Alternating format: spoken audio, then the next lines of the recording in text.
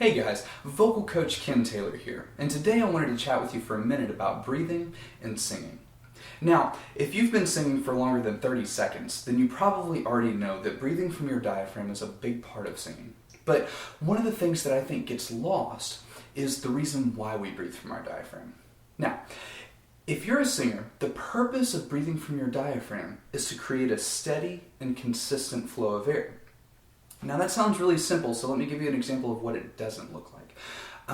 When we're singing, a lot of singers, when they're going higher, they'll back off of it and create less air, so it'll be a ah, or they'll put too much air in. Ah, okay? Both of those are wrong, and in both of those scenarios, our vocal mechanism becomes unbalanced. So that's why we want to have a steady flow of air, and by utilizing our diaphragm, we can do that. So, how do we use our diaphragm? Well, in order to breathe from our diaphragm, we want to expand all the way around, okay? So if you were to put your hands right on your sides, just below your lowest ribs, you want to feel an expansion all the way around the body. You'll see the fingers kind of come out, the sides will expand outward, and then you'll even feel maybe a little bit of expansion in your lower back as well. So go ahead and try that. Good. Okay. So that's how you breathe from your diaphragm. But that's really not enough. You have to have that breath from the diaphragm, but you have to continue that outward push in order to maintain support. If you don't continue that outward push, then your body's just going to cave in and you're going to lose any control over the breath that you have. So, if you didn't, it would sound something like this. Ah, and my breath's almost gone. But if I breathe from my diaphragm and I continue that outward push while I sing, I can go on forever.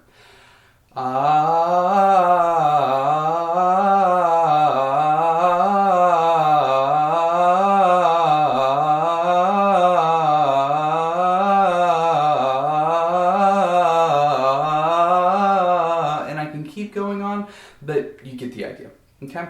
So that's how you utilize your diaphragm for singing.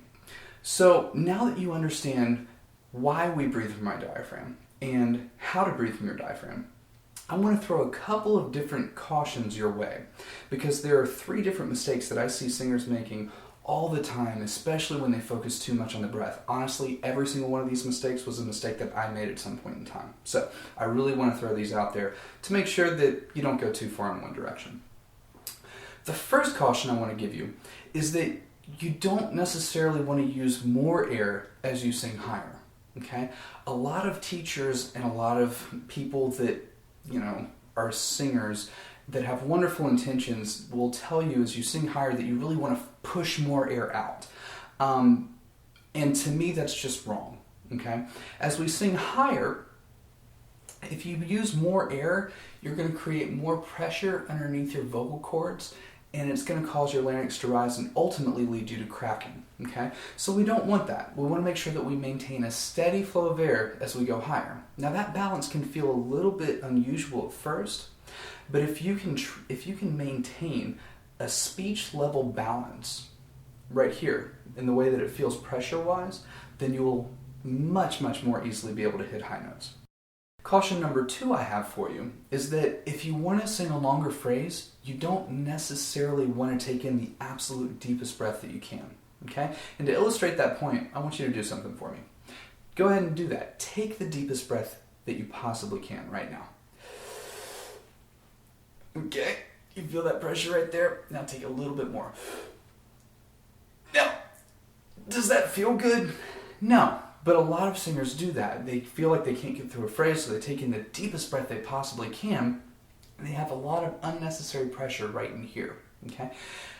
That never works, and it doesn't work for a handful of reasons. 1, you have unnecessary tension in your voice, but 2, the minute your cords allow air to pass through them, about 25 to 50% of your air is going to be gone immediately. Just think of a balloon that you open up, it just goes immediately. Because we don't really have control over it. So instead of taking the deepest breath that you possibly can, take a comfortable breath And make sure that you continue that outward push, engage your core, and really support the tone. And you'll be able to actually make it a lot further than what you think you can. Now, the last word of caution that I want to give you about breathing comes into play when actually at the speed at which you breathe. Okay? So if you take your breath really, really fast, like this, you see how these muscles get engaged? That's no good. We don't want to do that. If you take too quick of a breath, it's going to cause the external muscles around your neck to get involved. And that's going to cause unnecessary tension for your singing and honestly just make things a lot harder than they need to. So when you breathe, make sure you breathe at a comfortable pace. Breathe in at a comfortable level so you don't get too much air. And then if you're going to be singing high notes, have a steady flow of air all the way through instead of forcing it. And you'll be in really good shape. Alright, well that about does it for today's video on breathing and singing. But I tell you what, if you liked this video, I want you to do me a favor. Go to my Facebook page at facebook.com/singingtips and like the page. There, you'll find a community of singers just like you and me, and we're out there sharing ideas. I share articles 2 or 3 times a week. I answer questions, the other people do too. We're just there to support each other and help each other grow through our journey as singers. So, check out the Facebook page, facebook.com/singingtips, and be on the lookout for more videos, because they're coming.